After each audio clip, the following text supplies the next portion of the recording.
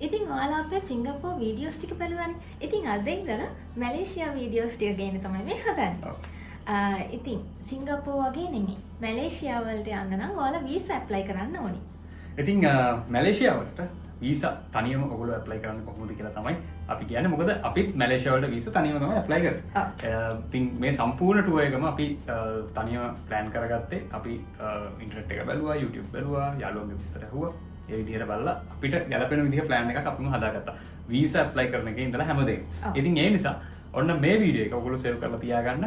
මේ අවුරුද්දේ හරි කවදා හරි මැලේසියා වලට යන්න ඉන්නවා නම් කවුරු හරි තනියම වීසා ඇප්ලයි කරලා වැඩේ කරගන්න කොහොමද කියලා තමයි අපි දැන් මේ කියන්න හදන්නේ. ඉතින් මැලේසියා වලට වීසා ඇප්ලයි කරන්න තියෙන්නේ ඔන්ලයින්.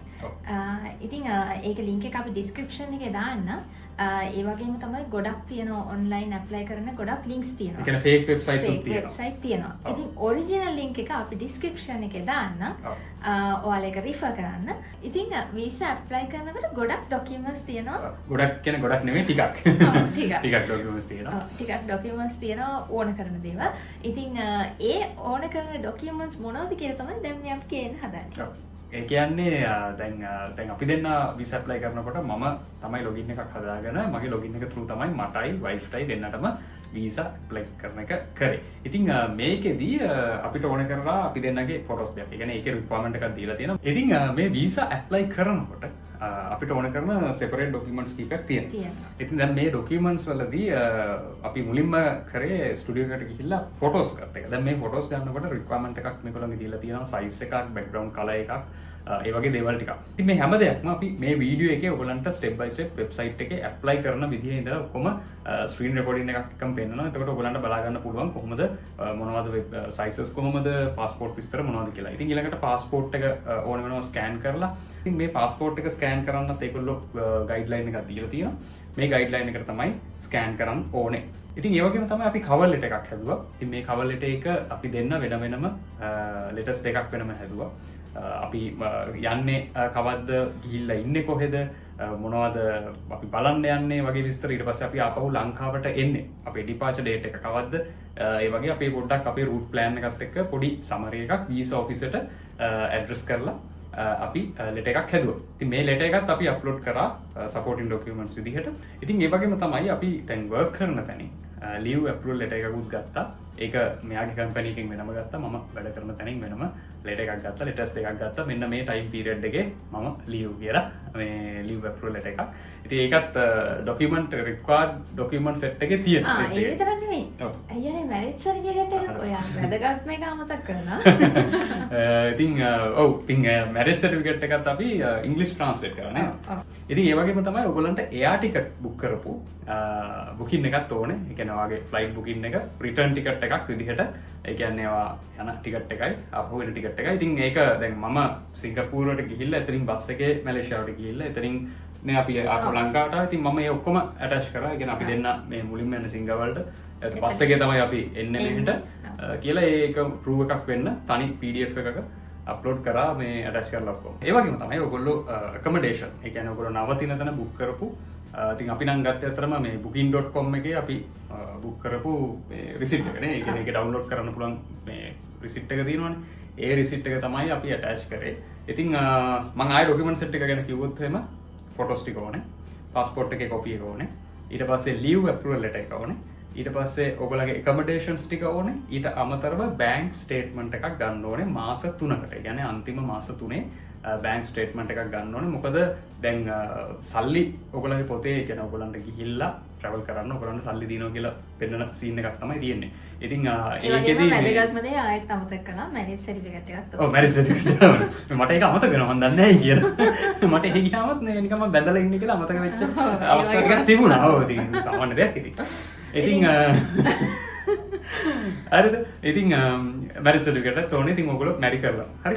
ඔව් මැරි කරලා. නැත්තම් මැරේජ් සර්ටිෆිකේට් ඕනේ නැහැ. ඉතින් ඒ වගේම තමයි අර මං කිව්ව විදිහට බැංක් ස්ටේට්මන්ට් එක ගන්න. ඉතින් බැංක් ස්ටේට්මන්ට් එක ඔයගොල්ලෝ බැංක් එකට ගිහිල්ලා රික්වෙස්ට් එකක් දෙන්න. එතකොට බැංක් එකෙන් ලස්සනට අරේන්ජ් කරලා දෙනවා.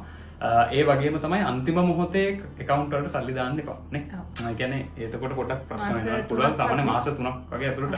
ඉතින් අපි පොඩ්ඩක් හොයලා බැලුවා මේ කීයක්ද තියෙන්න ඕනේ කියලා. අතරම ඒක එක එක ගණන් කියනවා. ඒ කියන්නේ දැන් ඔක ඒජන්ට් වල නම් ඇත්තටම හරියට ගාන දන්නව ඇති. ඉතින් අපි එච්චර ඒක ගැන පොරි වුණේ නැහැ. අපි සාමාන්‍යයෙන් එක්කෙනෙක්ගේ පොතේ ලක්ෂ 4ක් විතර දාලා තිබ්බා. එච්චර ඕනෙත් නැහැ මම දන්න විදිහට. එච්චර ඕනෙත් නැහැ. ඉතින් ඒ විදිහට ලක්ෂ 10ක්වත් තියෙනවා. ඒක ගණන් කියනවා. ඉතින් මේ අපි එච්චර තිබ්බේ නැහැ අතම. මාගේ පොතේ මෙයාගේ පොතේ දෙන්නගෙම ලක්ෂ 4 ගාන විතර තියලා තමයි අපි මේ බැංක් ස්ටේට්මන්ට් එක ගත්තේ. ඉතින් ඒක එච්චර ඕනේ නැහැ මම හිතන්නේ මම දන්න විදිහට. නමුත් අපි දැනුවත්ව මොකද ඔෆිෂියල් වෙබ්සයිට් එකේ අපිට හොයාගන්න බැරිම මෙච්චරක් ඕනේ කියලා දාලා තියෙනවා. ඉතින් ඕක දැන් අපි දැන් ඕකටත් හොඳයි සාමාන්‍ය දැන් ඔයගොල්ලෝ මෙහෙම හිතන්නකෝ සරල කතාව. දවස් 4යි නම් ඉන්නේ. සාමාන්‍යයෙන් දවසකට ඔයගොල්ලන්ට යන වියදම දැන් අපි දන්නවනේ accommodations වලට සාමාන්‍ය one night ඉන්න රුපියල් 12000ක් විතර යන්නේ. සුප්‍රීම තැනක ඉන්නේ 12000ක් 13000ක් විතර යන්නේ. මොකද අපි ස්වීට් රූම් එකක් බුක් කරා මේ අපාර්ට්මන්ට් එක සර්විස් අපාර්ට්මන්ට් එකක් දවස් 3ටම 36000 ගණක් ලංකාවේ සල්ලි වලින් ගියේ. එතකොට කෑම වේලක් කන්න සාමාන්‍යයෙන් ඉතින් පොඩි ගාණක් යන්නේ ඒ එච්චර ගණන් නැහැ. ඉතින් ඔය වගේ බලපුවාම නිකන් දවසක වියදම ඔයගොල්ලෝ හදලා ඒක දවස් ගානෙන් වැඩි කරලා ඒකත් එක්ක බලලා ටැලි කරලා කොස්ට් එකක් හැදුවොත් සාමාන්‍යයෙන් ෂේප් ඊට පස්සේ ඉතින් ඔය shopping කරන්න ඉවරමට කොස්ට් එකක් එක්ක ඉතින් කොහොම වුණත් පොතේ සල්ලි පෙන්නන්න ඕනේ ඒක රික්වයර් වැඩක් හරිද එතකොට ඒක බලනවා දැන් ඉතින් ඒකත් එක්ක ඔක්කොටම මේ වීසා ඇප්ලයි කරනකොට අපිට ගියේ රින්ගිට් 100 මැලේසියන් රින්ගිට් 107ක් 105 ඒක 105යි කියලා ඔෆිෂියල් වෙබ්සයිට් එකේම දාලා තියෙනවා. ඒ කියන්නේ 105 අපි ලංකාවේ සල්ලි වලට කන්වර්ට් කරපුවම රුපියල් 7000 ගාණක් එන්නේ 7700 ගාණක්. එතකොට අපි කාඩ් එකෙන් පේමන්ට් එක කරන්නේ.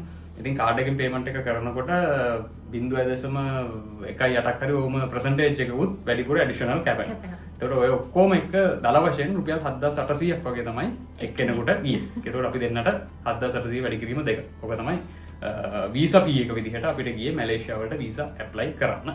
ඉතින් මේ කොස්ට් එක non refundable. හදිසියව වීසා රිජෙක්ට් වුණොත් ඔය සල්ලි හම්බෙන්නේ නැහැ. හරිද?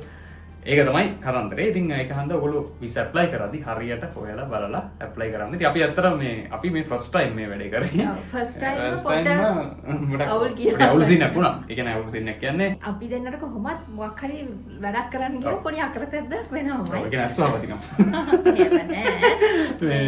ඉතින් මේ අපි වීසා ඇප්ලයි කරනකොට අපිට පොඩි ප්‍රශ්නයක් වුණා. ඒක ලොකු ප්‍රශ්නයක් නෑ. ඒක හැමෝටම එන දෙයක්. නෑ හැමෝටම වෙන්නේ නෑ. අපි පොඩි ජලතර කේස් එකක් කරා. නෑ මෙහෙම ඒ කියන්නේ නෑ අතව කතාව මෙහෙමයි. ලංකාවේ වැඩ කරන මේ කියන්නේ මොකද්ද? නෑ ඒක උනේ මම හිතන්නේ මම ඇසියුම් කරන හැම ඒකේ උනේ අත්‍තරම මගේ වීසා එක අප්‍රූව් වෙලා මෙයාගේ වීසා එකේ ස්ටේටස් එක අප්‍රූව් නෙමෙයි රිජෙක්ට් නෙමෙයි පෙන්ඩින් ඩොකියුමන්ට් කියලා ස්ටේටස් එකට මාරනවා. දැන් අපි වීසා ඇප්ලයි කරනකොට ස්ටේටස් කීපයක් තියෙනවා. කියන්නේ අලුතෙන්ම නිව් ඇප්ලිකේෂන් එක දැම්මට පස්සේ ඒක ඉන් ප්‍රෝග්‍රස් වෙලා ඊට පස්සේ අප්‍රූව් හරි රිජෙක්ට් හරි වෙන්න පුළුවන්. අප්‍රූව් කියලා කියන්නේ වැඩේ හරි ඔයාලට වීසා එක ඩවුන්ලෝඩ් කරගන්න පුළුවන්. ඊට පස්සේ ඔයගොල්ලන්ට මේ යන්න තමයි තියෙන්නේ. හරිද? රිජෙක්ට් කියන්නේ ඉතින් වැඩේ අවුල් වෙලා රිජෙක්ට් ඔයාලට අපෝ වීසා ඇප්ලයි කරන්න වෙනවා. එහෙම නැත්නම් එතනින් එහාට බලන්න වෙනවා මොකද කරන්න කියලා. එහෙම නැත්නම් පෙන්ඩින් ඩොකියුමන්ට් කියලා එන්න පුළුවන්. හරිද? තවත් එකක් තියෙනවා මේ ඉන්ටර්විව් කෝල් කරන්න පුළුවන්. ඒ කියන්නේ ෆිසිකල් ඔයාව එම්බසි එකට ගෙනල්ලා ඉන්ටර්විව් එකකට එන්නත් පුළුවන්. හරි. ඒගොල්ලන්ට ඕනේ වුණොත් එහෙම බලන්න පුළුවන්. හැබැයි මං හිතන්න විදිහට ඔය ඉන්ටර්විව් කතාවට නම් ගොඩාක් අයට ඇවිල්ලා නැහැ. හැබැයි පෙන්ඩින් ඩොකියුමන්ට් වැඩේ වෙන්න පුළුවන්. ඒකට හේතුව ඔයා අප්ලෝඩ් කරන ඩොකියුමන්ට් එකක මොනවා හරි අවුලක් තිබුණොත් තමයි ඒගොල්ලෝ මේවා කරන්නේ. ඉතින් වයිෆ්ගේ කේස් එකේ තිබුණේ එයාගෙන් ඉල්ලලා තිබුණා EPF balance confirmation letter එකක්. EPF department එකෙන් අරගෙන ඒගොල්ලන්ට අප්ලෝඩ් කරන්න කියලා. ඉතින් ඒකට හේතුව වෙන්නේ නැත්තේ මම හිතන්නේ මෙයාට ඔයාලට සල්ලි දාලා මම මෙයාට සල්ලි වගේක් දැම්මා මගේ පොතට. ඒ සල්ලි මම හිතන්නේ දාලා මාසෙකමාරක් විතර. ඒක මාස 3ක්වත් පරණ නැහැ. ඉතින් ඒක වෙන්න ඇති හේතුව ඉතින් මෙයා ජොබ් එකක් කරනවා කියලා දැම්ම නිසා සහ මෙයාගේ ලීව් අප්‍රූවල් ලෙටර් එකකුත් දැම්මනේ. ඉතින් ඒගොල්ලන් සමාජයට හිතෙන්නේ නැති ඇත්තටම මේ සල්ලි කොහෙන් හරි ආවද එහෙම නැත්නම් මෙයා රස්සාවක් කරලා සල්ලි එම්ම කරනවද වගේ දේවල් බලන්න ඕනේ වුණාද දන්නේ නැහැ. කොහොම හරි ඉල්ලලා තිබ්බේ EPF balance confirmation letter එකක්. ඉතින් ඒක දවස් 3ක් වගේ ඇතුළත අපිට සබ්මිට් කරන්න කියලා තිබ්බා. එහෙම එකකුත් තියෙනවා. ඒ කියන්නේ දැන් සාමාන්‍යයෙන් වීසා අප්‍රූව් වෙන්න දවස් 2ක් 7ක් අතර කාලයක් යනවා කියලා තමයි ඔෆිෂියල් වෙබ්සයිට් එකේ තියෙන්නේ. අත්‍තරම මගේ වීසා එක දවස් 2කින් අප්‍රූව් වුණා. ඒ දවස් දෙකෙන් මගේකට අප්‍රූව් කියලා ස්ටේටස් එක මාරුනකොට මෙයාගේ පෙන්ඩින් ඩොකියුමන්ට් කේස් එකක් ආවා. ඉතින් දැන් මෙයාව ගෙදර තියලා යන්න බෑනේ. දැන් පෙන්ඩින් ඩොකියුමන්ට් එකත් එක හොඳයි අතරම. දැන් හිතන්නකෝ රිජෙක්ට් වුණා නම් මලකෙලියක් වෙන්නේ ඔක්කොම. මොකද ඔය මට තව දෙයක් කියන්න බැරුණා. එයා ටිකට් එකත් ඕනේ. අර ඩොකියුමන්ට් සෙට් එකට හරිද එකක් මොකද YouTube වීඩියෝස් ගොඩක් අය බලනවා කියන්නේ මේ මැලේසියා වලට වීසා ඇප්ලයි කරන්න කොහොමද කියලා කියන පළවෙනි වීඩියෝ එක නෙමෙයි අපි මේ දාන්නේ ඉතින් මේ වගේ වීඩියෝස් තවත් ගොඩක් YouTube එකේ තිබුණා ඉතින් අපි ඒවත් බැලුවා අපිට තේරුණා මේක අපිට තනියෙන් කරගන්න පුළුවන් දෙයක් කියලා ඉතින් අපි try කරලා බැලුවා කොහමද රිජෙක්ට් උන්නේ නැහැ ඉතින් ඔච්චරයි ඩොකියුමන්ට්ස් කතන්දරේ දැන් මම ඔයාලට ස්ටෙප් බයි ස්ටෙප් පෙන්නන්න වෙබ්සයිට් එකට ගිහිල්ලා කොහොමද ඇප්ලයි කරන්නේ කියලා ජය වේවා මැලේසියා වීසා ඇප්ලයි කරන්න මුලින්ම කරන්න ඕනේ අපි මේ ඔයගලන්ට දීලා තියෙන වීසා ඇප්ලයි කරන ඔෆිෂියල් වෙබ්සයිට් එකට යන්න. ඉතින් මේ වෙබ්සයිට් එකට ගියාට පස්සේ ඔයා සිලෙක්ට් කරන්න ඕනේ new user කියන ඔප්ෂන් එක. මොකද ඔයා දැනටත් රෙජිස්ටර් වෙලා නැති නිසා. ඉතින් ඊට පස්සේ මේ වගේ බේසික් ඩීටේල්ස් ටිකක් අහනවා ඔයාගේ නම, උපන්දිනේ, ඊට පස්සේ passport details, ඒ වගේම ඔයාගේ ඊමේල් එක. ඉතින් මෙතෙන්ද ඔයා valid ඊමේල් එකක් එන්ටර් කරන්න ඕනේ. ඊට පස්සේ මෙන්න මේ වගේ පොඩි captcha එකක් තියෙනවා. ඉතින් එතෙන්ට හරි ආන්සර් එක දුන්නාට පස්සේ ඔයා රෙජිස්ටර්ඩ් මෙම්බර් කෙනෙක්. ඊට පස්සේ වාට කරන්න තියෙන්නේ ඔයා ලොගින් ඔප්ෂන් එකට ගිහිල්ලා නැත්නම් හෝම් පේජ් එකේ තියෙන රිටර්න් යූසර් කියන ඔප්ෂන් එකට ගිහිල්ලා ඔයා එන්ටර් කරපු ඊමේල් එකයි ඔයා හදාගත්ත පාස්වර්ඩ් එකයි දීලා ලොගින් වෙන්න වෙබ්සයිට් එකට. ඉතින් ඔයා ලොගින් වුණාට පස්සේ ඔයාට පෙන්නනවා list of applications කියලා. මෙන්න මේ වගේ page එකකට තමයි ඔයාව navigate කරන්නේ. ඉතින් තාම ඔයා apply කරලා නැති නිසා ඔයාගේ records මුකුත් මෙතන පෙන්නන්නේ නැහැ. ඊට පස්සේ ඔයාට තියෙන්නේ මෙන්න මේ apply now කියන option එක click කරලා එතනින් එහාට proceed කරන්න. ඉතින් ඊට පස්සේ ඔයා visa category එක select කරන්න ඕනේ. ඉතින් ඔයා මෙතනදී tourist visa කියන category එක තමයි select කරන්න ඕනේ. මොකද ඔයා tour එකක් යන නිසා. ඉතින් මෙතනදී තව visa category කීපයකුත් ඔයාට website එකේ දකින්න පුළුවන්. හැබැයි ඔයා select කරන්න ඕනේ tourist visa කියන option එක. ඉතින් මෙතනදී තියෙන්නේ ඔයා visa apply කරන්න ස්ටුඩියෝ එකකින් ගත්ත ෆොටෝ එකයි ඔයා ස්කෑන් කරපු පාස්පෝර්ට් එකයි අප්ලෝඩ් කරන්න. ඉතින් මේකේ පල්ලෙහෙන් ඔයාට එක්සැම්පල් එකක් දීලා තියෙනවා. ඔයා මොන විදිහටද අප්ලෝඩ් කරන්න ඕනේ කියලා. ඒ වගේම තමයි ඔයා පාස්පෝර්ට් එක ස්කෑන් කරනකොට ඒක ගන්න ඕනේ විදිහකුත් තියෙනවා. ඉතින් ඒ විස්තර ටික අපි මේ වීඩියෝ එකේම දාන්න. ඉතින් එතකොට ඔයාට ලේසි වෙයි ෆොටෝ එක ගන්න සහ පාස්පෝර්ට් එක ස්කෑන් කරගන්න. ඉතින් මෙන්න මේ විදිහට ඔයා ෆොටෝ එක අප්ලෝඩ් කරද්දී ඔයාට මෙතන එනවා ඔයාට ෆොටෝ එක හරියට රීසයිස් කරලා අප්ලෝඩ් කරන්න කියලා. ඉතින් ඔයාට තියෙන්නේ මේක අප්ලෝඩ් කරනකොට ඔයාට ගයිඩ්ලයින් එකක් සාම්පල් එකක් එක්සැම්පල් එකක් පෙන්නලා තියෙනවා.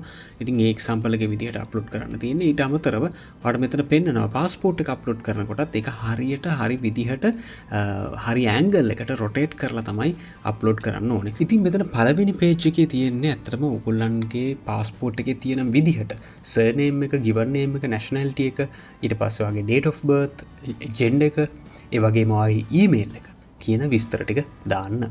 ඊට පස්සේ ඔයා වීසා ටයිප් එක සිලෙක්ට් කරනකොට මෙතන සිංගල් එන්ට්‍රි වීසා කියන එක තමයි ඔයා සිලෙක්ට් කරන්න ඕනේ. ඒ වගේම තමයි ඔයාගේ පර්පස් එක අපි ටුවර් එකක් යන නිසා පර්පස් එක ටුවර් විදිහට දැම්මා. ඉතින් ට්‍රැවල් ඩොකියුමන්ට් එක විදිහට ඔයා පාවිච්චි කරන්න ඔයාගේ ඉන්ටර්නැෂනල් පාස්පෝර්ට් එක. ඉතින් ඒ නිසා අපි මෙතන සිලෙක්ට් කරේ ඉන්ටර්නැෂනල් පාස්පෝර්ට් කියන ඔප්ෂන් එක.